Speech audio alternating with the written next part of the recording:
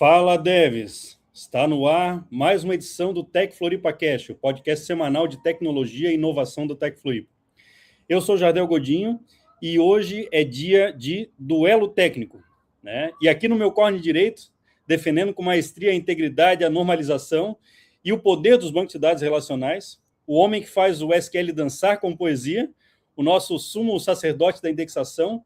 Recebam o meu parceiro de podcast, Fernando Capim. E aí, luvas apresentadas, feliz 2026 para todo mundo, que seja um grande ano para todos nós aqui do podcast, para todos vocês que ouvem a gente.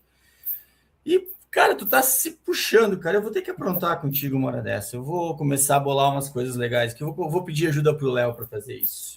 Mas quem é que vem aí com a gente, Jardel? Quem é que tá aí com a gente? Cara, hoje? quem tá aqui no corner esquerdo aqui, esbanjando velocidade, flexibilidade, escala nos sistemas distribuídos. Nós temos aqui um arquiteto de plataformas, community champion do MongoDB, o nosso querido amigo Matheus Leonardi. Fala, Matheus. Ih, entrou o Léo. Opa, agora vem. Agora sim o Léo certo. Agora sim. Aí sim. Aí, ó, não fizeram a busca pela primária aqui, ó. É isso, fizeram só um partial ali, ó. E aí, pessoal, tudo bom? Faz no Mongo dessas coisas, né? Ou não faz no aí, Mongo não, dessas calma. coisas, né? Vamos guardar essa energia para o suar do gongo, rapaziada. Calma, né? Mas é isso aí. Mas antes a gente suar o nosso gongo, vamos entrar, né? E entrar nesse embate aí, relacional versus não relacional, tal. A gente quer agradecer os nossos apoiadores, né, que mantêm esse ringue aquecido, que é a Hero Spark e a Dragon BD, né, empresas que acreditam no nosso projeto, que apoiam a comunidade, que estimulam o diálogo técnico e de qualidade, né? O nosso muito obrigado aí a Hero Spark e a Dragon BD. Mas, Leonardo, conta pra gente, cara, quem é você além do seu trabalho, cara? Cara, quem sou eu além do trabalho? Sou pai de 2 sapecas, de 8 e 10 anos, marido da Jéssica Zanelato. Para quem é mais ligado nos mundos da tecnologia, ela era co-host do Pode Programar, a Jéssica Zanelato. Então eu sou o senhor Jéssica Zanelato, na verdade. E moro em Garopaba, Santa Catarina. Já rodei por 10 cidades no Brasil, 5 estados. E eu duvido ter algum amigo que saiba as 10 cidades que eu morei. Então, é isso. Show, cara. Amor, responsabilidade. Agora eu quero ver, né? Legal. Acho que eu só tenho um amigo que sabe o nome da cidade que eu nasci. Ah, é? Olha só. E agora todo mundo vai saber isso que você vai contar pra gente, é isso? Vocês querem saber mesmo? Não, depois, né? Todo mundo sabe, ó. Vamos fazer um nome. Vamos fazer um suspense agora. Vamos deixar mais para diante, né? Vamos ver se vem alguma votação. Vamos contar uma cidade por vez. Vamos contar. Ó, contei Garopaba. Agora, qual foi antes de Garopaba? Ninguém sabe. Floripa. Ou tu nunca morou aqui? Vou contar Neolinguarudo. Ah, mas eu pouco te conheço, então. Mas tu errou a ordem, inclusive, ó. Tá vendo? Meus amigos não sabem que eu morei antes de Garopaba. Não, tá a ordem eu acho que nem tu vai saber, cara. 10 cidades assim, cara, não lembra a ordem. Eu acho. Não lembra mais, não tem jeito. Né? Mas vamos deixar o pessoal comentar aqui, de repente o pessoal que te conhece aí já sabe de onde é que tu veio, cara. Cara, ó, eu tô morando em Garopaba, Santa Catarina hoje. Eu vou contar minha jornada até Santa Catarina. Antes de Garopaba, eu morava em Águas Mornas, uma grande cidade de Santa Catarina, de 6 mil habitantes. É incrível, enorme, 6 mil habitantes. Garopaba é super grande perto dela, 25 mil habitantes. E aqui tem quase shopping.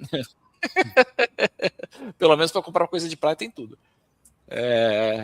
E antes eu morava em Floripa, conforme o Mr. Capim comentou. Mas eu fiquei um ano em Floripa, 4 em Águas Mornas e agora eu estou em 1 e pouco e meio em Garopaba. Mas aonde eu morei antes... Só dos próximos minutos para a gente revelar. Aonde o Leonardo morou antes de estar em Santa Catarina? Faltam 4 estados. Meu Deus. Vamos lá, ó, tem gente que conhece aí, hein? A gente tá com o Jorge ali, ó, que ele vem disfarçado, vem com nome diferente aí para ninguém saber quem é, mas ele te conhece bem. Daqui a pouco ele vai começar a revelar umas coisas para a gente aí também. Né? Ô, Leonardo, mas a gente estava conversando ali, até tu propusesse para a gente aí um dilema hoje, né?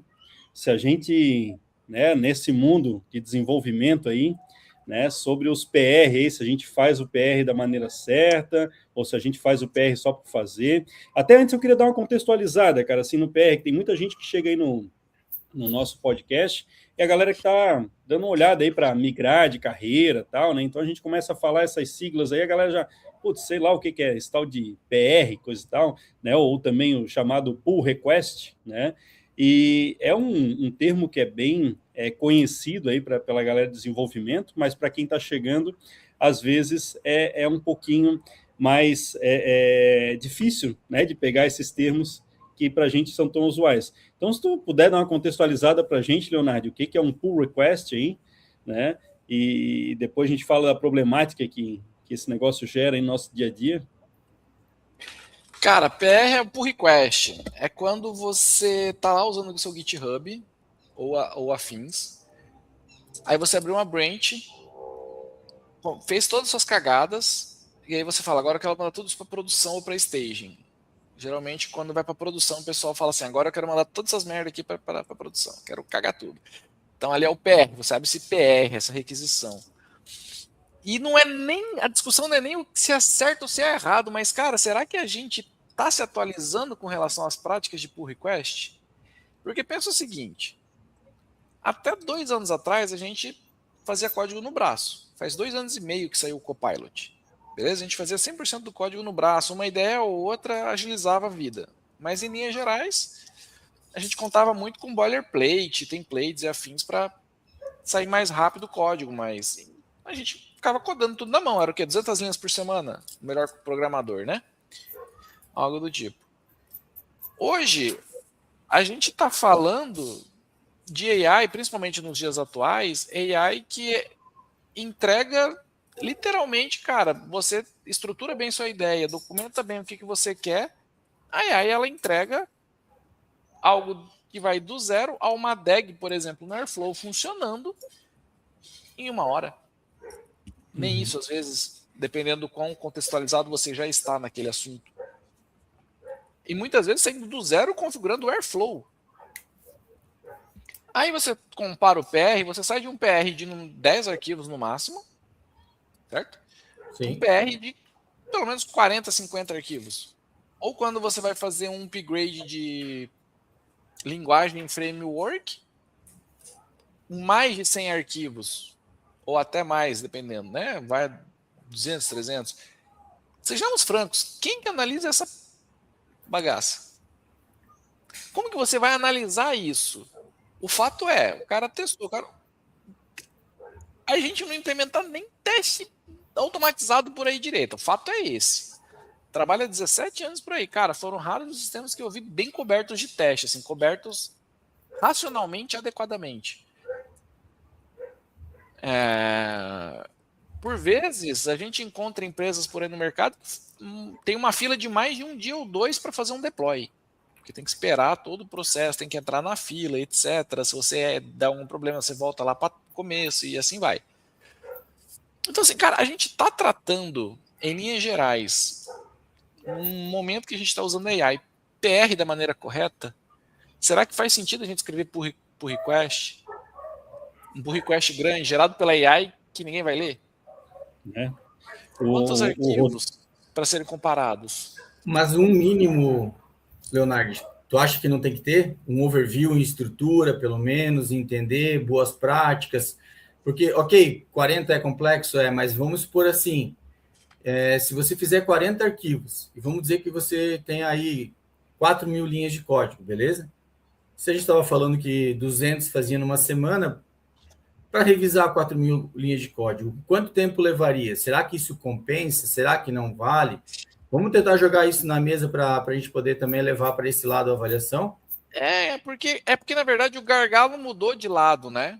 Antes o gargalo era escrever código, agora o gargalo é analisar código. Aí você vai usar algumas ferramentas de AI, aí você coloca AI avaliando AI.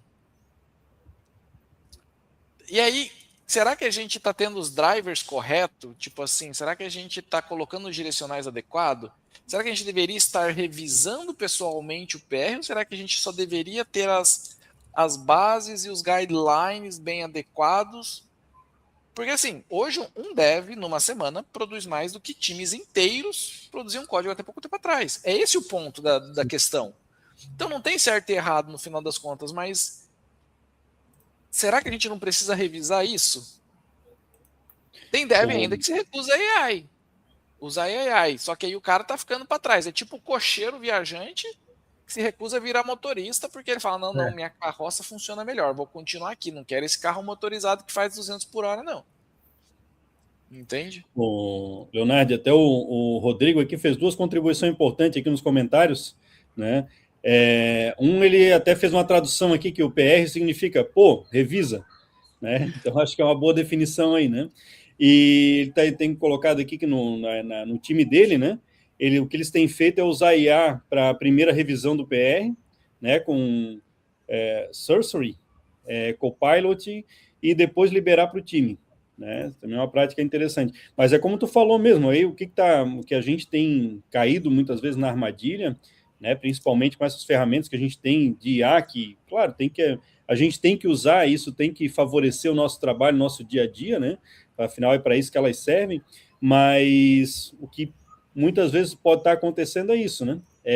O desenvolvedor, ele subindo o código que foi gerado basicamente pela IA, né, e mal e porcamente revisado pelo próprio autor, vamos dizer, né, ele está assinando a autoria do código, que está revisando nada, né, e a pessoa que está fazendo PR, muitas vezes ela também não está lendo o código e ela está revisando na IA, né, então praticamente a gente está sendo um agente da IA ali, só colocando as coisas no lugar, né, para alguém revisar. E aí eu concordo contigo que esse uso, né, do PR, ele está sendo desvirtuado, porque era justamente para a gente ter um controle de qualidade, né, para que o código ele não vá para a produção, né, para que ele não passe a fazer parte do nosso sistema sem que ele tenha uma revisão criteriosa. E aí tem aquela situação até política, né, Leonardo? Porque às vezes tem o gestor, né, ou o líder do time, não, eu tenho que aprovar todas as PR, mas tem tanta PR para ele aprovar que ele não dá conta, aí ele recorre a IA, aí daqui a pouco estoura, mas aí ele também não assume a bomba, mas ele, sabe, fica aquela situação que, né, completamente desvirtuada, né? Uhum. E no teu time aí, o que vocês têm feito, Leonardo? Então, nesse contexto, com essas atualizações que a gente está tendo, né, com essa nova forma que a gente tem de trabalhar, o que vocês têm feito para isso ser de forma eficiente e aplicada? Uma coisa que eu percebo que o time na Hero Spark tem feito automaticamente ao longo dos últimos meses, eles acabam trocando muita ideia na dele sobre quais foram as bases. Tipo assim, cara, o que tu fez? Quais foi o objetivo? Faz 2 ou 3 perguntas ali, cara, tu olhou isso, tu olhou aquilo, segue o jogo, merge e pronto. Então acaba sendo, na verdade, autorresponsabilidade no processo. Então a gente vai ter que começar a ver os devs cada vez mais responsáveis por aquilo que ele manda. Então, aquelas boas práticas que a gente sempre pegou e nunca deu tempo de fazer, agora parece que está mais fácil. É o momento. Você consegue configurar tudo localmente, então você não tem mais desculpa para configurar um Docker. Sério, um prompt minimamente bem feito, ele coloca o Docker para você, ele funcionando. Você escreve seu pipeline de CI/CD, você escreve teste unitário com os testes e tudo mais. Então você consegue ter mais tempo para isso. Então o que eu vejo é um achatamento das funções, obviamente. Então o dev sendo um pouco mais PM/PO, o dev sendo um cara que assegura mais qualidade, não tendo que ficar dependendo de tester, o dev que bota um pouquinho mais a mão na infra. Então eu acabo vendo que isso vai acontecendo naturalmente e qualidade passa a ser um requisito obrigatório e não mais algo desejável que ele pode simplesmente, às vezes, deixa que o PM, muitos cenários eu já vi isso acontecer, deixa que o PM testa, deixa que meu amigo testa, a hora que der problema, meu amigo testa e resolve. Já vi isso acontecer em muito time. Né? Então é o cara que consegue terceirizar o trabalho dele porque ele é legal e gente boa. Então tem muito disso assim que vai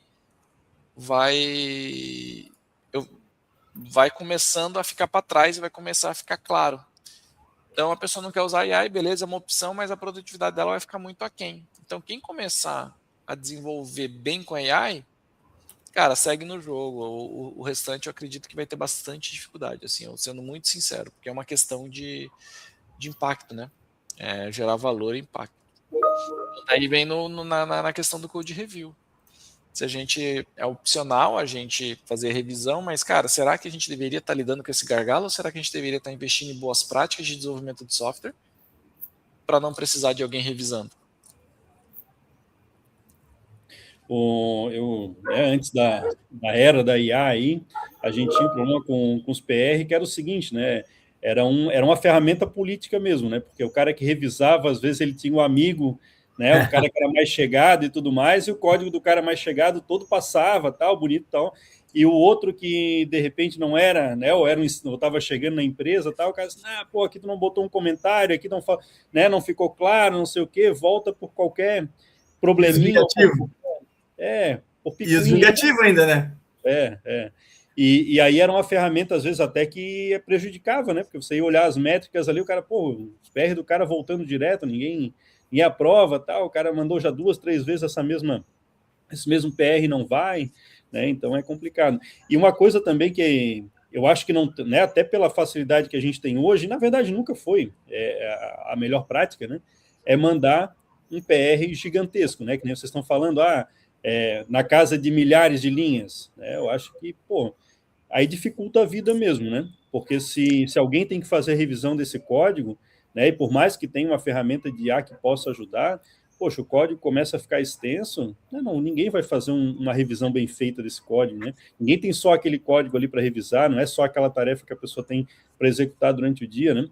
Então, é um problema também, né? Que a pessoa, às vezes, quer deixar um PR gigante, né? E quanto maior for o PR também, mais possibilidades aí de ter problemas ali no meio. Se a gente conseguisse picar isso em pequenas partes aí, de repente o sucesso seria maior. Tu concorda com isso, Leonardo?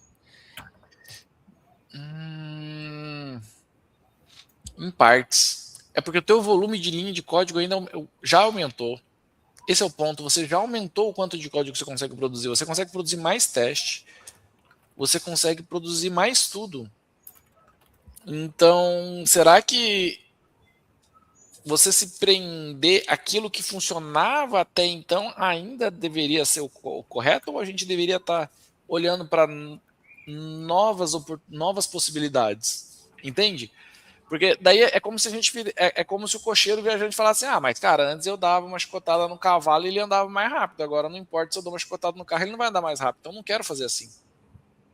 Não, mas espera, é um mecanismo diferente, entende? É toda uma mecânica que está mudando em torno disso. Então, será que a avaliação seria para o cara que consegue dirigir a 40 por hora consistentemente? Ou para o cara que consegue acelerar na reta e frear corretamente para fazer a curva bem? Mas aí entra outro problema, cara. É tipo assim, o que eu tenho visto, e normalmente quando eu vou revisar um código, principalmente esses códigos agora que estão sendo gerados aí, esses códigos mais contemporâneos, e quando eu vou fazer alguma revisão desse tipo, cara, eu encontro muita coisa excedente, né? Eu mais estou excluindo o código, enxugando o código, do que propriamente aceitando tudo que vem e colocando aquilo ali em produção, sabe? Então, por isso que eu digo, às vezes, a gente tem uma facilidade, né, agora em criar código, né, a gente tem mais ferramentas e tudo mais, isso está mais simples, concordo contigo, isso é uma verdade. Mas será que a gente não está sendo muito prolixo nesse código? A gente não está colocando muita coisa ali que não precisava ter? Eu acho que a gente está olhando para prisma errado. Será que você deveria estar cuidando esse prolixo, ou o cara que está fazendo o código deveria estar cuidando para que a AI não seja prolixa? Para ele entregar o código melhor. Exato. Quantas horas você desperdiça revisando o código que o outro teve? Desculpa o termo, mas o cara não teve o esmero de refinar o prompt. Uhum. Entende? Eu acho que é esse o ponto. Tipo assim, o Júnior hoje, ele tem uma metralhadora, só que ele é um hamster. A gente usa o ditado, metralhadora na mão de macaco, né? Tu não sabe o que vai vir pela frente, né? Então, é muito sobre isso. Será que a gente deveria estar preocupado com isso? Por exemplo, esses dias eu vi uma mensagem num grupo, e aí de WhatsApp, o cara falou assim, mas é porque hoje tem uns 20 pessoas no meu time de ProdTech e eu acho que só uns 5 conseguem usar AI adequadamente. Eu falei, cara, será que tá em você está tendo pessoas que Para mim chegou picado aqui a resposta do Leonardo. Deu uma falhada, Leonardo. Deu uma falhada? Voltou agora? Voltou. Agora tá. Parou em que parte? Cara, os 10 últimos segundos. Chegou a frase para mim. Chegou a frase para mim assim, eu tenho 20 pessoas no meu time de ProdTech, mas 5 sabem usar AI direito, tem condições. Então, peraí, será que você deveria estar aceitando esses 15 pessoas que não sabem usar AI direito, ou você deveria estar treinando elas ou pensando até em ações mais radicais? Porque, novamente, é como se você falasse assim, cara, eu vou deixar de usar veículos melhores porque o meu cocheiro viajante não quer aprender a dirigir um carro. Ele não quer virar motorista, porque o cocheiro não quer virar um motorista. Entende? Porque o cara quer continuar dirigindo uma S10, ele se recusa a aprender a pilotar uma carreta. Só porque ele tem medo da carga. Sacou? Então é como assim, o nível de responsabilidade nossa sobre isso. Sim, sim. Ô, Leonardo, mas tem uma situação aí também, né, cara? Assim, o PR é a oportunidade que tu tens também de refinar o teu time, né? Porque a gente não espera também que o desenvolvedor, ele tem, né, tem a linha, a curva de aprendizagem dele, né, a questão da senioridade dele e tudo mais, ninguém espera que ele vai ficar pronto e vai ficar pronto por si só, né? Então, acho que o PR é uma boa ferramenta para ti poder ir refinando o teu time. Mas né? O PR, ele é escalável? Depende, né? Porque depende da tua estrutura da tua equipe, né? Porque, na verdade, o PR não precisa ir só para o topo da pirâmide, né? O PR ele pode ser, né, a liderança de cada equipe, cada operação que tu tem. Mas é porque ele não é escalável, ele é 1 a 1. Você analisa um PR, aí você ensina o cara e você torce para que no próximo ele melhore. E aí você analisa de novo outro PR, dá o mesmo feedback para uma pessoa diferente e espera que na próxima ela melhore. Entende que não é um jeito escalável de você compartilhar o conhecimento e evoluir o time como time? E aí que eu volto. Cara, quais são os guidelines?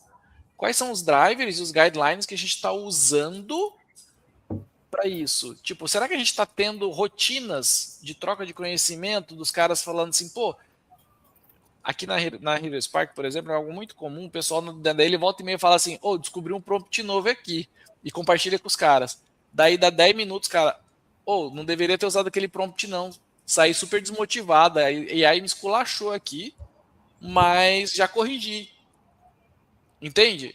Então, olha só, então você está trocando análise por algo de repente mais escalável, mais prático. Entende? Então acho que é um pouco disso assim, de cara, quais são as coisas que você tem feito que está funcionando, quais são as guidelines, está claro para todo mundo o que eles precisam atingir? E por vezes eu vejo que não está. Esses dias eu estava viajando, estava no voo, o cara estava me contando, foi um voo de 7 horas, meu Deus do céu, e aí não tinha multimídia no avião, e o cara tava me contando, não, cara, que eu tô fazendo aqui um SaaS de tal tema, que não sei o que, assim. O cara me contando, não, eu falei, cara, mas tu é o quê? Não, eu trabalho com marketing.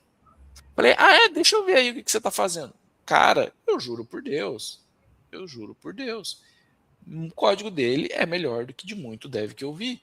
Mas por quê? Ele se comunicava bem, ele tinha Sim. clareza nas ideias, ele tinha concisão do que ele precisava, ele sabia o que buscar, ele sabia as fraquezas dele. E como que ele descobria a fraqueza dele? Com AI. Como que ele sabia que ele tinha que seguir a LGPD? Adicionando aquilo no prompt. Uhum. Então, assim, é sobre isso, cara. É sobre o dev entender que ficar preso numa caverna e ser aquela pessoa nerd de comunicação horrível, inclusive horrível com AI, não é mais um caminho. Eu acho que Não, assim, não, Leonardo, desculpa te pode ficar interromper. mais caro, mas a gente não vai voltar para trás. Eu acho que assim, eu acho que o grande desafio, né, dessa galera que está trabalhando e atuando na área de desenvolvimento, na área de banco, um pouco menos, mas principalmente desenvolvimento, acho que uma das coisas que que eu tenho percebido ao longo do tempo, talvez um pouco pela pandemia, as pessoas elas se fecharam bastante, né? Então o dev por natural já era um cara mais fechado naturalmente. E aí parece que com a pandemia isso deu uma acelerada no processo de ficar. Acho que eu vou roubar a tua palavra da caverna ali, né? Estou aqui na minha caverninha fazendo o meu códigozinho, colocando, né? O meu códigozinho, ele não necessariamente é um código pequeno, é uma brincadeira, mas é isso, ele está ali fazendo aquilo no mundo dele e às vezes ele não consegue se comunicar com o time para falar sobre o time. E aí eu acho que o que vai concluir essa minha frase, eu vou voltar umas casinhas aí, talvez vai entregar a idade, mas lá nos anos 2000, mais ou menos, a gente tinha uma função de analista desenvolvedor, que o cara tinha uma parte de análise onde ele conversava com o demandante. O demandante poderia ser o cliente, poderia ser o PM, então poderia ser qualquer pessoa que entendesse do problema, que aí cai PM muito. na época era Project Manager, Isso, não era isso. Product Manager como é hoje. Isso. Porque ele também falava a nossa língua de tecnologia. Ele vinha geralmente da área de tecnologia. Hoje se vê muito product manager, né, falando da atualidade, que vem de outras áreas. Então, quando ele vai passar para a tecnologia, ele tem, né, essa dificuldade natural e está tudo certo. Então, dentro desse cenário que eu vejo que esses desenvolvedores mais novos, eles precisam duas coisas, eu acredito. Entender um pouco mais dessa questão de análise, que aí vai ser compreender bem o que o teu produto vai fazer, qual que é o objetivo, qual é o stakeholder, que aí a gente volta lá para 2000, você entender quem é teu cliente, quem é teu usuário, né? Essa solução que eu estou desenvolvendo, se eu errar, quem que eu prejudico? Quem que é o usuário final? Imagina ali, né? A gente fez um projeto uma vez que a gente errou a geração do código do boleto. Ele era pagável dentro de um banco, mas não era pagável nos outros, porque a gente errou a geração dele. Isso lá em 2010, eu acho, 2012, Nem talvez. se usa mais isso aí, rapaz. Hoje é Pix, né? Mas hoje já tem vários meios de pagamento que fazem tudo para a gente. Mas, de qualquer forma, na época era tudo feito no braço. A gente impactou aí pelo menos 8 milhões de pessoas, com a possibilidade de 8 milhões de pessoas. A gente impactou 1.500, 2.000 pessoas de um estado inteiro, cara. Mas tu já pensou se todo mundo do estado gerasse uma guia de recolhimento naquele dia, a gente poderia ter batido aí 8 milhões de pessoas gerando um problema. Imagina o caos disso aí, né? Então eu acho que esse conversar, esse diálogo, esse aprender que tanto vai para a AI, tão quanto para o time, eu acho que é um grande desafio das próximas gerações. Vamos umas perguntinhas aí, Leonardo. O Rodrigo fez uma contribuição aqui, né, colocando a situação também que é bem comum, que é do peer review, né, a revisão em pares, né, do PR, e também métricas ali, a gente já conversou um pouco sobre isso, né, para evitar, né, obter métricas de tamanho de PR para não ir PR de 3.000 linhas aí de diferença, enfim. Né. O Daniel Wolff, né, Daniel, que bom que vem nos assistir aí hoje, né. As ferramentas LLM, por conta da natureza, tendem a produzir verborragia, né? Maior número de tokens de output, ao contrário do desejável, né? Que é o Clean Concise Code. Precisa levar isso em consideração. Ele também coloca aqui, né? E sobre a refinação de prompts, ainda me causa incômodo ficar brigando contra o chat para afinar e corrigir o que a ferramenta está fazendo? Eu acho que o Daniel traz uma provocação legal, mas eu prefiro ainda brigar com o chat do que escrever tudo aquilo na mão. Sinceramente. Eu acho muito mais divertido você desenhar a solução, os critérios e tudo mais, e mandar ela criar a parte chata. Para mim, criar código... Cara, o código é só para rodar, é só para você resolver um problema. Então, manter minha cabeça focada no problema e resolver o problema é muito mais legal para mim. Então, às vezes a gente briga assim com o chat, mas é sobre comunicação, essencialmente sobre comunicação. Você vê que ele fala assim, gerar verborragia e tal. Cara, se você fizer o prompt certo, não vai sair verborragia. Você pede para fazer a revisão, ele vai tirar o que não é necessário. Então, é sobre qual é a estrutura de trabalho que você está fazendo e se comunicando, novamente. Então, se antes você não tinha tempo, né, porque antes o pessoal falava assim, eu não parei para planejar direito a minha demanda porque eu não tive tempo. Cara, agora você tem tempo. Você planeja, quanto mais planejado você tiver a sua solução, melhor vai sair o seu código, melhor vai sair o resultado do outro lado. Então, é sobre isso, é sobre a gente entender que, para mim, a vinda da LLM significa criação de tempo. Você criou tempo na sua vida. Aqui trazendo a tréplica aqui do Daniel, eu concordaria com você se a LLM fosse determinística, como ela não é determinística, é complicado.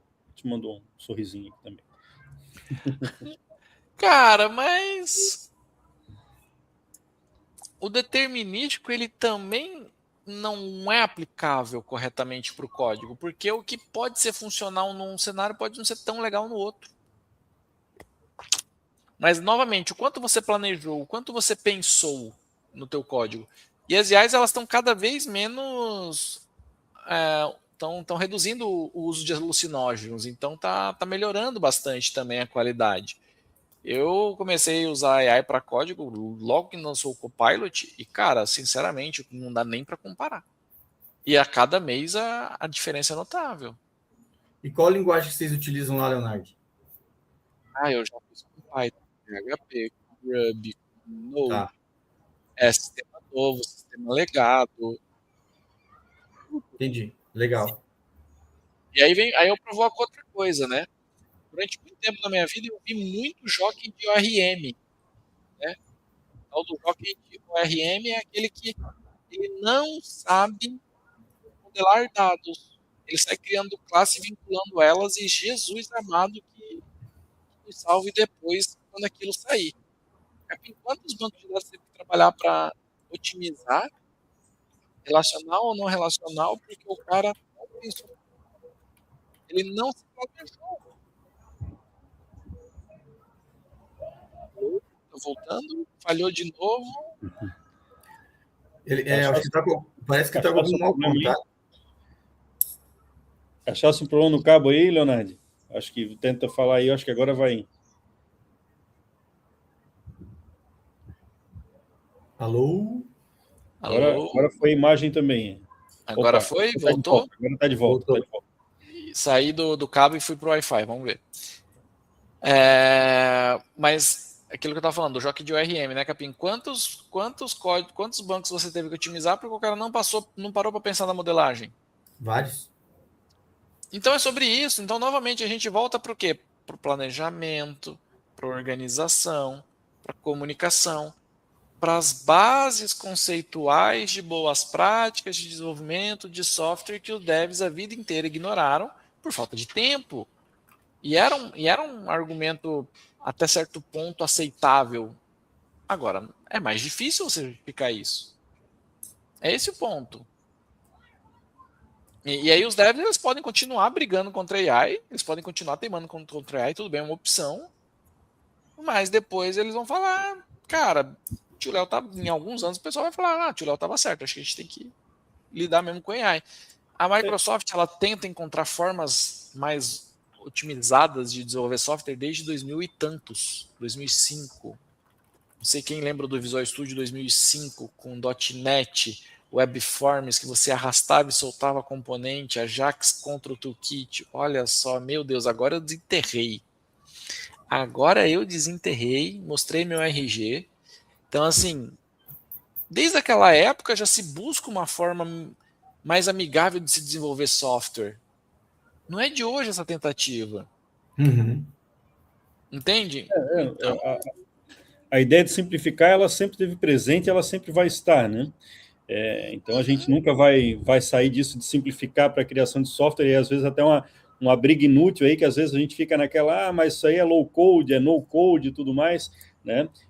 Sempre vai ter gente para tentar fazer abstrações, e a gente vai ter ganho, às vezes, com algumas abstrações dessas e tudo mais, né? E também uma coisa que eu tenho visto aí, Leonardo, é assim, ó, claro que o pessoal mais purista, quando veio a IA, né, tem muita gente que estava cheio de dedo, vai usar IA, que não sei o que, tal, mas eu tenho notado que isso tem caído rapidamente, sabe? Eu não consigo mais lembrar de ninguém, nenhum desenvolvedor aí que eu conheça que abre mão de utilizar como uma ferramenta né, de cocriação aí o dia todo, né, o tempo inteiro, né?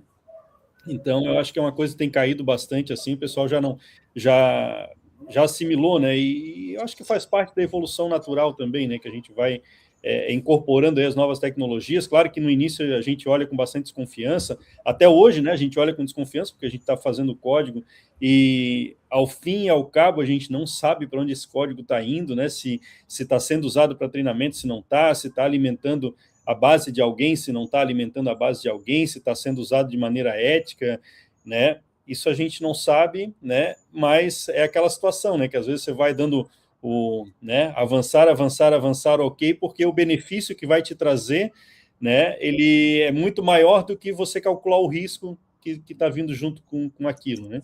Então, aí é uma discussão aí longa também, uma discussão para outro dia, né? uhum. E o pessoal das antigas aí, ó, o Jorge estava falando aí que, né, naquela época o Leonardo tinha também o InterDev, né, que era para o ESP, né, ASP. O Rodrigo aqui está contribuindo novamente ali.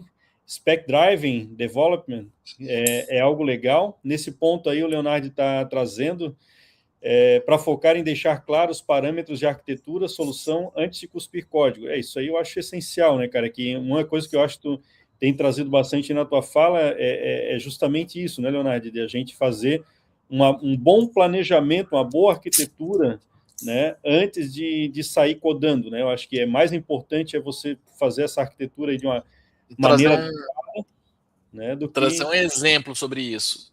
Antes de eu começar a escrever eu tenho umas 2 ou 3 integrações que eu tenho que fazer aqui.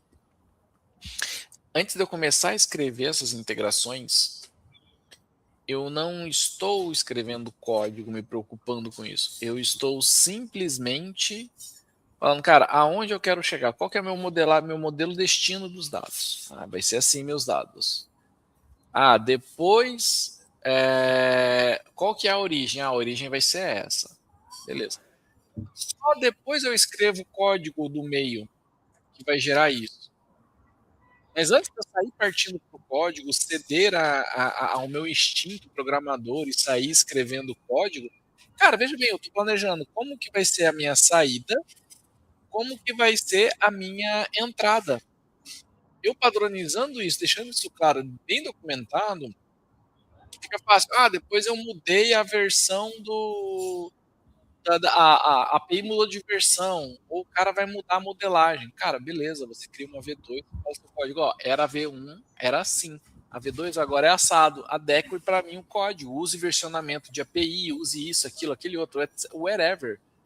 Cara, já vai estar beleza.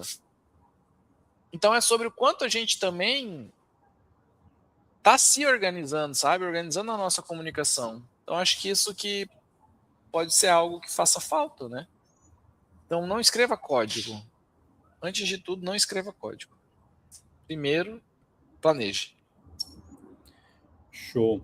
E falando em planejamento aí, cara, a gente não pode perder a oportunidade aí de ter 2 embaixadores aí, né? Como eu fiz a brincadeira lá no início aí, né? No nosso corne direito, o Fernando Capim, no corne esquerdo, o Matheus Leonardi, o cara do relacional e o cara do não relacional, né? E a gente também falar um pouquinho disso, cara, que eu vejo assim que tem muita informação a respeito disso, né? E poucas vezes a gente tem a oportunidade de falar com duas pessoas, cada um especialista em uma área, né? Para a gente ter um diálogo aberto, né? Um diálogo franco com relação a isso, que a gente não está, lógico, não está não é time de futebol, não é torcida organizada, nada disso, né? Mas a gente até explicar para quem está chegando agora quando que uma coisa faz sentido, quando que outra coisa faz sentido, né? E eu queria ouvir vocês dois aí debatendo a respeito disso. Tem que abrir o microfone. Tá no mudo. Ele ficou tão nervoso, ficou nervoso. Não, é porque a minha cachorra tá latindo demais ali fora, daí o pessoal no chat tava brincando que ela atrapalhou o Leonardo, fez o Leonardo cair antes. Eu já tive a oportunidade de fazer uma palestra, mesmo eu não sendo um especialista de NoSQL, por que os projetos NoSQL falham? E muito do que os projetos falham, a culpa nunca cai no software, tá? Ela sempre cai na falta de saber exatamente o que você precisa, saber exatamente o que você quer. E aí a provocação é praticamente essa que a gente está fazendo do desenvolvimento com o Copilot, mas a gente vai levar para banco. É realmente você entender a solução que você quer desenvolver. Então, uma coisa assim que eu vejo, o banco de dados nacional é fácil fazer um puxadinho. Tu joga uma tabela do lado, tu joga né, tu cria uma view. JSON. Tu tem também, né? Hoje, não. Tem o Postgres já está bem maduro nesse ponto, assim, já opera muito bem com JSON, JSONB. Obviamente, não vai dar para comparar com o Mongo, né? Mas é uma alternativa. Para armazenar e repassar para frente, às vezes vale, né? Mas na casa do milhão, provavelmente o Mongo vai ser mais eficiente porque ele foi desenvolvido, pensado e arquitetado para aquilo ali. Então, não tem, são comparações irreais. Mas o que eu vejo é o seguinte, o SQL permite o puxadinho, né, tanto quanto o não documentado, né, o não estruturado, ele também te permite puxadinho. Só que quando você olhar para a saída, se o projeto de NoSQL na entrada tiver ruim e ela não for pensado na saída corretamente, aí o Leonardo pode me corrigir se eu estiver errado, você vai ter um problema na saída, porque a maioria dos sistemas NoSQL, eles são pensados na velocidade de leitura e não de input. Então, você tem que trabalhar bem o teu dado de entrada para que ele saia da maneira correta. E aí, às vezes, os projetos, eles também não vão muito para frente, porque, né, um pouco diferente do que o Leonardo consegue falar e fazer, por exemplo, é pensar não estruturado, o meu pensamento ainda é estruturado. Então, se eu fosse fazer uma modelagem para Mongo hoje, muito provável que eu ia dividir alguma coisa em duas collections e ia fazer uma junção delas, que a gente viu isso aí muito tempo atrás, né, Leonardo, que era muito comum, né? E isso é prejudicial para o Mongo eu acho que o forma, ponto, né? eu acho que o ponto aqui muito é sobre conceito de modelagem. A gente volta para o ponto de que os devs não sabem modelagem de dados. Desculpa, Isso. nem relacional. A maioria acha que sabe relacional, mas não sabe relacional, tá bom? O fato é esse. Tipo correto para as coisas. Se soubessem, a gente não tinha tantos problemas em bases relacionais também. Só que eu vejo que é muito mais fácil você culpar a ferramenta quando ela é fora do comum. É MongoDB, então, a culpa é da MongoDB. Se fosse relacional. Por quê? Porque ele não desenvolveu no relacional. Porque se fosse relacional, ele ia falar assim, ele ia dar outra desculpa, ele ia meter um outro índice, ele ia falar ORM, não sei o quê. Então, assim, eu acho que é uma discussão em vã, assim, muito vã, no sentido de que modelagem documental, ela te traz flexibilidade, ela não é schemaless, ela é schema flexible, e é bem diferente uma coisa da outra. E aí, quando eu me deparei com vários sistemas assim, falar, tô com um problema, eu vou olhar, cara, eles estão trabalhando exatamente numa modelagem relacional num banco documental. Só que todas as vezes que eu passei por esses sistemas e ajustei isso, cara, voou. Da mesma forma que já passei por bases relacionais, estava tenebroso. Depois de mexer aqui, mexer ali, mesma coisa, voou. Uhum. Mas os devs, eles não querem essa responsabilidade do aprender. Aí a gente volta no organizar, saber se comunicar, etc. Então, veja bem, os anos passam, os devs continuam não aprendendo, porque eles estão culpando a tecnologia. Ah, mas o problema é AI. Cara, mas se você estruturar certinho, por que tem gente desenvolvendo tão bem com AI e outras não? Por que tem gente que tem tanto resultado com o MongoDB e outras não? Então, acho que é muito sobre isso.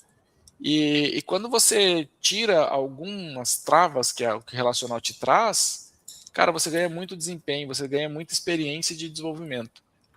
Então, é muito sobre, cara, o conceito relacional ele tá há algumas décadas no mercado já, porque 5, 6 décadas. Era um momento diferente, eram conceitos necessários diferentes porque os hardwares eram diferentes. Então eu olho muito para isso, assim, né? Mas, assim, em linhas gerais, você consegue bons resultados com os dois. O preço do armazenamento e velocidade é o principal ponto. Mas se você não sabe modelar dados, você vai ter um resultado péssimo com os dois. A diferença é que o relacional, você vai falar assim, isso aqui tá ruim por causa disso, eu vou colocar um Apache Lucene na frente. Aí você vai lá e coloca uma ferramenta que implemente Apache Lucene. Aí você vai lá e mete um Redis na frente. Aí você começa a meter um monte de penduricário. Mas, novamente, você só não está sabendo fazer. Quando é MongoDB, o pessoal se sente mais confortável e fala assim, o problema é MongoDB. Sim. Mas, cara, não, entendeu? Então, assim, é tudo sob desculpa. E aí, eu não sei, o pessoal, eles adoram criar problemas em cima da MongoDB. Eu vou dar um exemplo mais recente.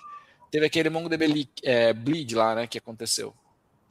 Semanas atrás, descobriram uma vulnerabilidade na MongoDB que você conseguiria corromper requests escritas de dados no banco. Era na memória, né? Mas aí eu fui olhar. Cara, você tinha que cometer o erro mais crasso da vida, que é a sua base está aberta para o mundo.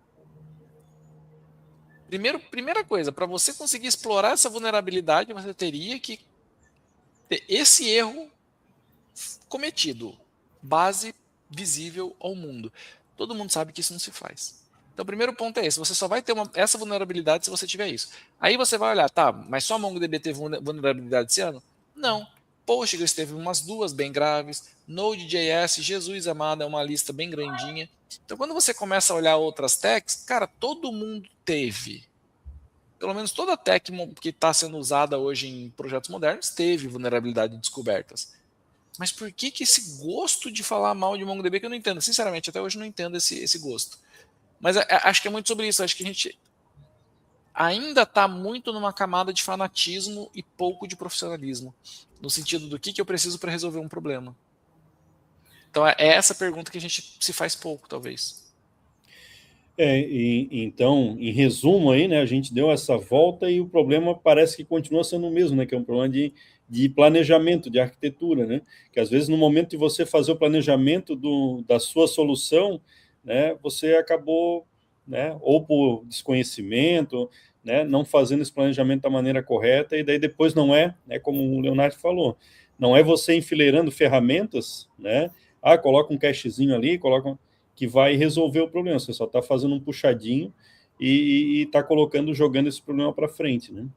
Mas um detalhe que é interessante aí também, né, vem vindo com muita força, né, os bancos de dados não relacionais, né, principalmente puxado aí pela MongoDB, a gente vê que a Mongo tem feito um esforço bem grande até para trazer as ferramentas, trazer o Atlas aí ao conhecimento dos desenvolvedores, expor isso aí e tudo mais, né? Mas eu queria um caso prático aí para os dois, né? Quando, né, tem um projetinho pequeno, um projetinho minúsculo, né? Quando que vale a pena eu utilizar um banco de dados relacional, quando que não vale a pena utilizar um banco de dados não relacional, né? Assim, nas situações cotidianas aí, né? O que a gente pode ter uma lição aí mais clara, um exemplo mais prático aí? Eu iria muito pela linha do Analytics. Você tem alguma coisa de Analytics que você precisa explorar os dados, as relações e ficar brincando com isso? Cara, é relacional sem dúvida. Agora, você precisa de algo focado em UX, focado em aplicação, API, etc. Eu vou mais para MongoDB. Pelo menos essa é a minha abordagem nos últimos anos, assim. Eu vou jogar um pouquinho mais de gasolina, que é o seguinte. Se o cara conhece bem MySQL por um projetinho, vai lá e utiliza o MySQL que resolve o teu projetinho. Se o cara conhece bem o Postgres, vai lá e faz em Postgres e resolve o teu problema, porque não é para ser uma POC, um projeto rápido e algo que seja eficiente. Às vezes, o que eu vejo, né? E aí a gente vai cair depois na história da modelagem de novo. O Mongo ficou mal falado na minha visão, né? Eu falo mal do Mongo só para quem é da Mongo ou trabalha com Mongo, porque esse é meu prazer, é brincar com eles. Esse sou eu. Né? E como eu falo mal da galera do SQL Server quando eu estou lá dentro, como eu falo mal da galera do Oracle, e como já brinquei com a galera do Postgres quando eu não era da turma. Então, esse é o meu viés, sempre pegar no pé da galera, mas publicamente é uma excelente ferramenta. O Atlas mesmo é um deboche. Assim, é uma ferramenta sensacional, entendeu? Eu tenho um cliente que tem implementado o Mongo dele com 3 réplicas, saudável, todo feito na mão por ele, pelo cara de SRE, infraestrutura lá. Cara, é uma bala. Funciona muito bem. A gente tirou várias aplicações que estavam com os arquivos, né, JSON de dentro do post, e a gente levou para o Mongo, porque ficou mais performático. E eu sou muito tranquilo quanto a isso. E aí eu acho que o Mongo ficou mal falado, para concluir, porque a galera começou a usar ele de qualquer jeito, muito para teste, muito para brincadeira, e aquela POC cresceu, foi para a produção, e chegou na produção, quebrou pelo volume, pela falta, você não entender a ferramenta como, né, acho que o Leonardo vai lembrar, obviamente, né, o Mongo ele vinha por default todo aberto, hoje já está ao contrário, assim como o Postgres também vinha, tá? Então, hoje já não vem mais, mas o Postgres vinha também todo aberto, ele vinha com 000 lá na famigerada... Na raiz. Então, assim, o que acontece, né? Esse anseio, às vezes, de utilizar a tecnologia que não conhece para aprendizado em algo que pode vir a virar um produto, eu acho arriscado. Então, eu acho que você deveria fazer no teu ambiente mais confortável, para depois, sim, você pensar de uma outra forma. Agora, para fazer, para brincar, para evoluir, para testar, eu acho que tudo é válido, né? Então, eu acho que a minha visão é essa, assim. Os dois vão resolver os problemas da mesma forma, um vai dar um pouquinho mais de dor de cabeça, outro um pouquinho menos, né? Se a gente usar errado qualquer um dos dois, a gente vai ter dificuldade, né? Mas eu acho que essa questão de onde você precisa de velocidade de saída, né? Velocidade de resposta, tempo de resposta, eu acho que você não vai conseguir bater o não relacional. Aí seja Time Series, seja Mongo, seja qualquer outro tipo de tecnologia, né? Então você consegue ter aí grandes oportunidades nesse sentido. Mas, de novo, é bom entender bem aquela ferramenta que você está trabalhando, como que ela opera, como que ela escala. E essa questão de colocar os puxadinhos é uma coisa que me incomoda bastante, assim. Eu gosto de uma arquitetura bem clean, tá? Quanto menos, melhor. Mais fácil para fazer troubleshoot, mais fácil para entender onde está o problema, mais fácil para solucionar, consequentemente, né? Você consegue deixar teu universo. E também mais barato, né? Se a gente for levar também para uma esfera financeira, é mais barato do que você ter aí 4, 5... software é sobre esfera financeira, né? Quando a gente está falando de cloud hoje, a gente fala disso, né? Você fez essa mudança recentemente aí de cloud, você sabe bem do que eu estou falando, né? Financeiramente falando, né, Léo? Então, assim, são coisas que a gente tem que ir aprendendo e evoluindo nesse sentido, tá? Então, assim, eu digo que, em linhas gerais, vai naquele que você se sente mais confortável, né? Eu sempre falo isso, eu chego nos meus clientes, às vezes um cliente tem SQL Server, às vezes um cliente tem Postgres, às vezes um tem MySQL, e o cara me pergunta qual que é o melhor banco de dados, e a minha resposta sempre é a mesma, é o qual que você sabe. Não adianta eu falar para ele que é o Postgres porque é o que eu gosto, que me sinto mais confortável, mas o time dele não tem esse know-how. Não é justo chegar lá e querer trocar tudo. Olha o impacto que eu posso dar isso para a empresa, né? Então, esse que é a minha visão nesse sentido, tá? É bem por aí mesmo. Às vezes esperar o gargalo aparecer e você ir revisando com seriedade, não com puxadinho, né? Isso. É resolver o problema de verdade, né? Não jogar para debaixo do tapete, né? Uhum. Show. Ô, Leonardo, outra coisa que eu queria conversar contigo também, cara, queria, né, como todos sabemos aí, tu é Community Champion da MongoDB, né? E o nome está aí, né? Comunidade, né? E eu queria... A gente aqui nesse projeto da Tec Floripa, né, a nossa missão é justamente fomentar as comunidades de tecnologia aqui na região, né? E fomentar os encontros, fomentar a discussão, né? Fazer com que a maré suba, né? Para que todos os barquinhos subam junto, né? E aí eu queria ouvir de ti também um pouco, cara, sobre a importância, né, da organização de comunidade, da frequência de eventos, do pessoal se encontrar, né, ter esse tipo de discussão, ter conversar sobre os seus projetos com outros pares também, né? Nossa atividade aí de desenvolvimento, muitas vezes ela é uma atividade meio que solitária, né? A gente tem, às vezes, trabalha em grandes equipes, né? Centenas de pessoas trabalham junto com a gente, só que no dia a dia a gente está sozinho, a gente conversa com as pessoas através de um Slack ou através de um chat e tal, né? Então, qual a importância da comunidade, né, para a trajetória profissional mesmo do desenvolvedor, né, do profissional de tecnologia? Cara, primeiro eu gostaria de dizer que eu sou quem conhece sabe que eu sou um defensor número 1 do remoto. Quem me conhece sabe. Até por isso que eu moro em Garopaba. E dificilmente vou abrir mão disso na minha vida. Assim. Cara, olha, vai ter que ter um caminhãozinho de dinheiro para abrir mão disso, porque olha, não abro. Mas, ao mesmo tempo, eu sou uma pessoa que fomenta os eventos, organizando ou encontrando formas de incentivar outros eventos a acontecerem. Então,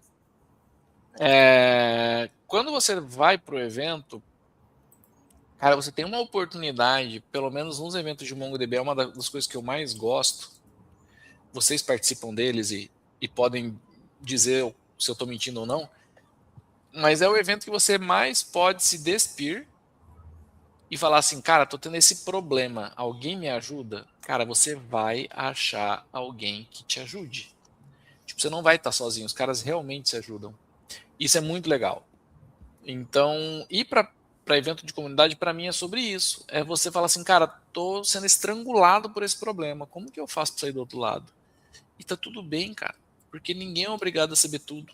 Sim. Sabe? Ninguém vai dominar tudo. Trabalho 17 anos nisso aí, cara. Coisa que me dá mais agonia é quando eu vou entrevistar ou ser entrevistado e aí a pessoa fica focada na linguagem. Então, eu falo, cara, não é a linguagem, o framework o principal problema, é antes, é conceitual, Mas, enfim, haja paciência, né? Então, aproveite os eventos de comunidade para isso. Esse tempo atrás eu consegui incentivar o pessoal lá de Campinas, apoiar eles lá no Node BR Campinas, foi super legal o evento, tive feedback, o pessoal me deu um retorno, foi super legal, foi super prazeroso em vários aspectos.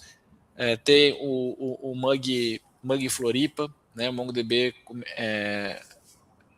o MongoDB User Group Floripa, que a gente não fez agora em dezembro, mas deve voltar agora em março, primeira terça-feira de março, fiquem atentos. Mas na quarta. Vou pensar no seu caso, Capim. E aí... Esse aí é do Tec Floripa Cash, cara. E aí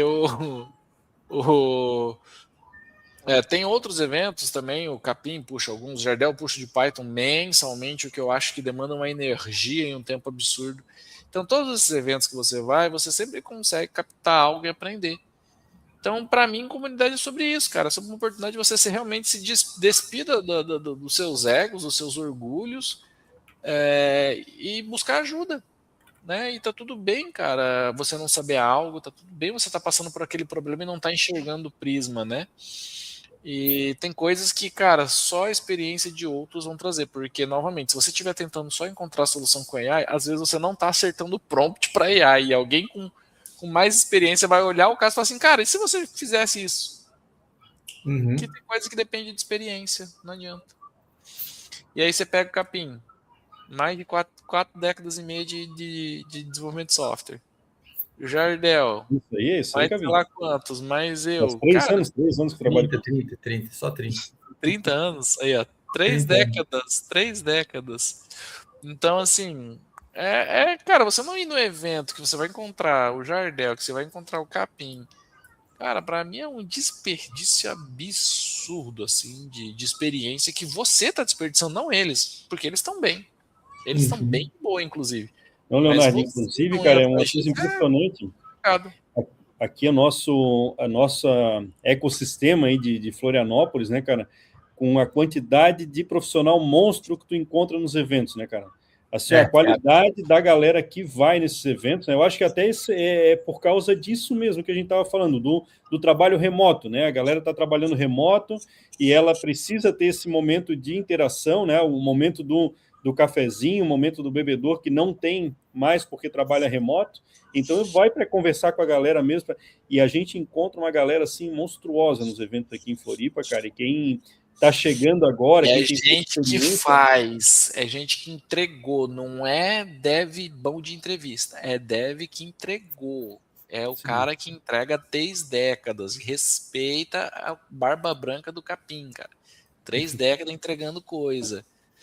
Então, é sobre isso, tá ligado? Sobre você respeitar a experiência do cara e falar assim, cara, eu consigo aprender com esse cara e eu vou aprender com esse cara. Então, acho que dentro da Code ali, desde que a gente começou a fazer os eventos, quando ela surgiu lá atrás, né, que ela veio do Floripa Tech Day, daí a gente fez a Code, aí o Felipe, hoje eu tô sozinho, né? Mas uma coisa que eu sempre percebi é o seguinte, eu tenho dificuldade, às vezes, em falar para o meu patrocinador qual que é o meu público-alvo, porque tem um estudante, obviamente, que está ali, porque ele está envolto à universidade que a gente está fazendo, mas eu tenho uma galera de sênior que é um absurdo que vai. E esse sênior, ele tem de tudo. Tem sênior que é desenvolvedor, tem sênior que é tech leader, tem sênior que é gerente, tem sênior, entendeu? Que o cara foi um cara tecnicamente muito bom. E ele chegou num cargo de gestão hoje, até por escolhas, enfim, ou às vezes até por ser dono da empresa também, né? Então ele galgou esse caminho, mas é legal ver essa galera. E eu acho que, né, fazendo um pouco do jabá aí do primeiro evento para 2026 da Code, o Ctrl+Z vai contar um pouco dessa história. Vai mostrar que essas pessoas também passaram por esse processo de lapidação, que eles também erraram, que com esses erros os tornaram melhor, né? Tornaram melhores. Então, eles conseguiram crescer com esse aprendizado. E a maioria deles, né, das pessoas que vão lá, falam no palco, praticamente todos os palestrantes ficam, gostam de conversar, gostam de trocar uma ideia. Tem alguns que pedem para falar de manhã, para ter mais tempo durante o dia, para falar com a galera, né? Então, tem uns, às vezes, que ficam até um período, outros chegam um pouquinho depois, tá tudo bem, tem gente que vem de fora, mas é legal aproveitar que a maior parte deles está ali para repassar conhecimento, está ali para entregar aquela carreira que ele tem, aquele conhecimento todo de bom grado. Então, o que ele mais vai gostar é que tem alguém que vá ali no final, faça uma pergunta, troque uma ideia, pô, tira uma foto também, posta uma foto na rede social, né? As pessoas gostam disso, é legal, é um pouco de carinho com quem vai ali doar todo esse conhecimento, todo, né, esse aprendizado de uma maneira gratuita. Então, isso é muito legal, isso é muito bacana. Acho que os eventos, eles são praticamente para isso, né? Por isso que eu gosto bastante da ideia do evento presencial, por isso que, né, os eventos da Python Floripa eu gosto de estar presente, gosto de ir no do MUG, sempre que dá eu apareço, né? As terças-feiras não são os melhores dias para mim, né? Mas se passar para quarta, é certeza que eu vou. Toda vez que acontece o evento, o Capim vem no meu WhatsApp me cobrar. Léo, ainda não mudou para quarta? Mas eu vou conseguir. Sabe a história do o PG Day? O PG Day não, desculpa, o PG Conf, ele era no final de semana do Dia dos Pais. Aí um PG Conf, um dos primeiros que eu palestrei, eu estava vendo a apresentação do Dia dos Pais das minhas filhas no celular, né? Não na minha apresentação, claro. E aquilo me doeu um pouco, assim, né? Pra gente que é pai. E aí eu brinquei com os caras, pô, mano, no final de semana do Dia dos Pais, e ainda vocês brigam com a galera do final de semana, que é o evento da Oracle também, né? Vamos trocar isso aí, pô, vamos colocar para. Aí acabaram trocando para 2 semanas depois, foi muito engraçado. É porque não fui só eu, teve mais gente que acabou. Agora vamos fazer o seguinte: vou anunciar uma mudança aqui. Para não dizer que o Leonardo é contra a família, porque eu tenho 2 filhos, Capim. Agora os eventos vão ser na primeira quarta-feira do mês. Aí, ó, fechou. Quarta-feira. Agora beleza? Não tem como não ir. Agora, aí, ó, amarramos o rabo do Capim agora. Pronto, tá resolvido. Fechou. Vou lá. Pode deixar que eu vou lá. Ainda mais que ele compra um hambúrguerzinho que, ó, Da hora, hein? Os Aquele Flamengo hambúrguer, são bons. aqueles quitutes lá não são fracos. Primeira quarta-feira de março e vai estar no Tec Floripa, né? Vai estar no Tec Floripa para a galera acompanhar aí, saber o link da inscrição e tudo mais. Aí, ó, o Jorge Liberaremos concorda, mais e quarta é bom mesmo. O Jorge, Rei da Floresta, apareceu o homem? Claro, tá aí. Ó. O Jorge não falta uma, rapaz. O Jorge vai mesmo. O dia que ele faltou numa, a gente ficou preocupadaço. Assim. É. Ô Jorge, você poderia fazer aquela palestra que você tá devendo, né, irmão? Aí, ó. Já toma essa intimada aí. Cobrança ao vivo, coisa boa. Já toma essa intimada aí. É porque ele falou de é um caso super legal que ele trouxe de algo que ele escutou lá. E aí ele aplicou, teve um puta resultado, e aí ficou de compartilhar e nunca mais apareceu, coitado. Ai, ai. Olha, já falou que topa, hein? Aí, ó. Fechou, então, ó. Vai preparar, ó. Então tá, abertura pelo Inclusive, Jorge. Inclusive, a gente está na nossa calendário aí de eventos do Python Floripa. Março está previsto aí para a gente falar de banco de dados e o pessoal está preparando duas coisas aí, depois a gente até conversar mais, Leonardo, que para falar um mais sobre o MongoDB e outro mais especificamente sobre o Atlas, né? E ele vai acontecer no dia 29, 30 de março, né? Então, março vai ser o mês dos bancos de dados aí. Boa. Caramba, vamos conversar. Estamos se encaminhando aí para o final, né?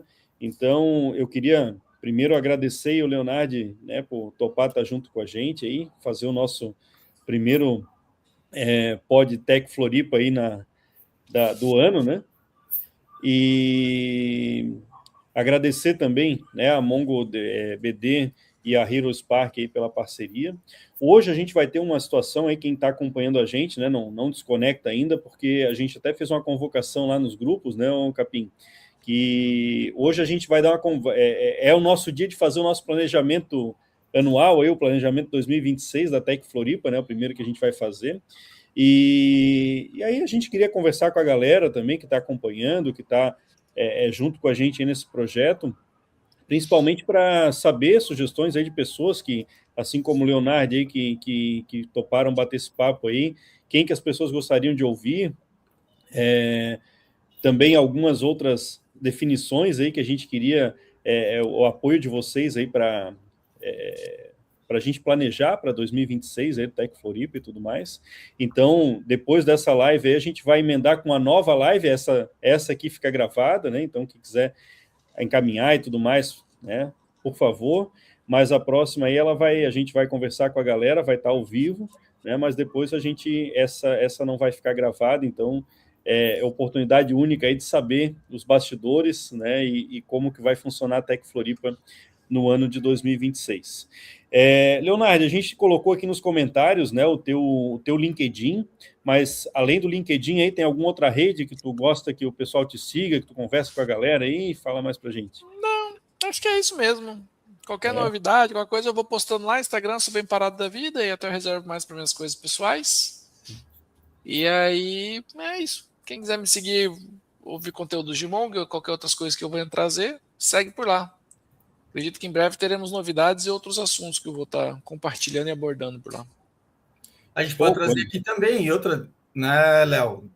Coloca numa agenda aí e também dá um pulo na Python Floripa lá, por mais que o nome seja Python Floripa, né? Se fala muito de tecnologia em geral, e eu acho que a tua visão, Léo, ela vem para mim é uma visão bem interessante, porque você vem com um viés muito forte tecnicamente, de um cara que é, né, sócio de uma empresa e atua também como tech leader, de certa forma. Então, faz meio que um pouco de tudo, assim. Então, fica legal falar, porque é uma outra visão, né? E é bacana passar para essa gente mais nova esse tipo de situação, essas visões diferentes, né? Porque, às vezes, parece tudo fácil. Ou às vezes as pessoas acham que é sobre código. As pessoas ainda acham que é sobre código.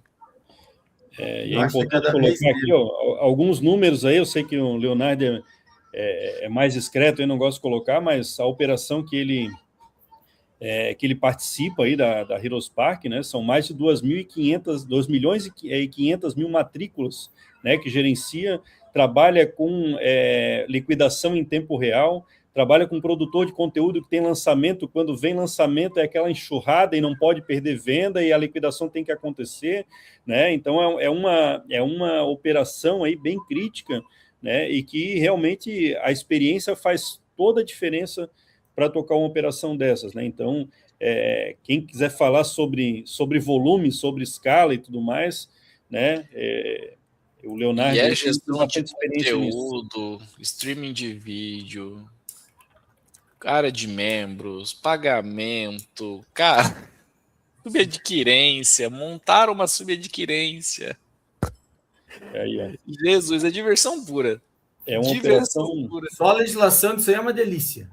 Ó, operação Top, né? super complexa, né, cara? até E ter uma área de funciona e é compliance, redondo, né? só quem cuidava. É. Mas Não é pode legal passar essas menos. histórias e contar isso aí um pouquinho para a galera.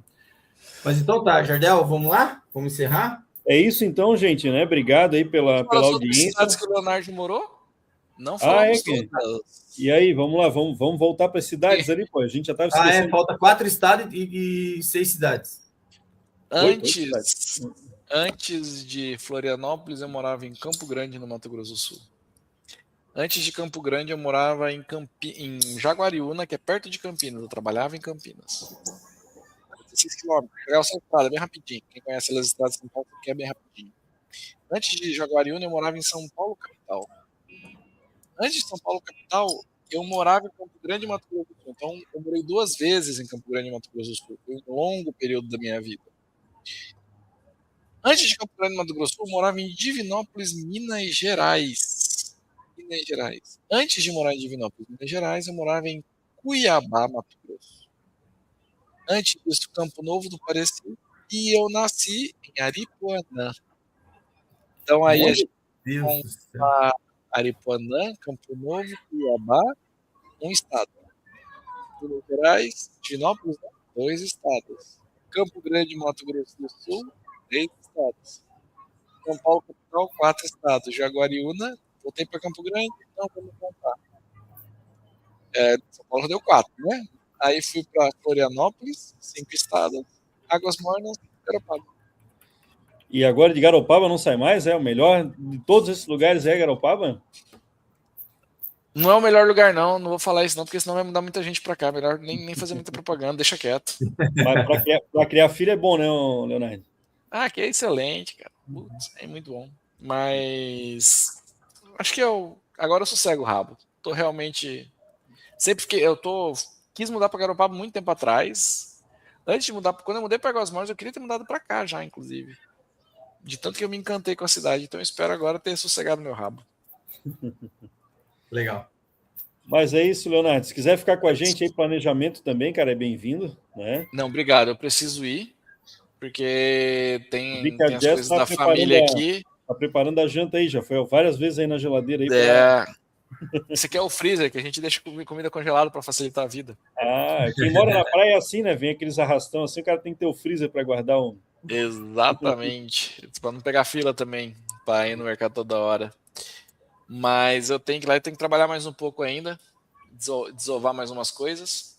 E é isso, pô. Obrigado pelo convite. Valeu, Até mais, Capinha. Até mais, Jardel. Abração, meus queridos. Tchau, tchau. Valeu. Abraço.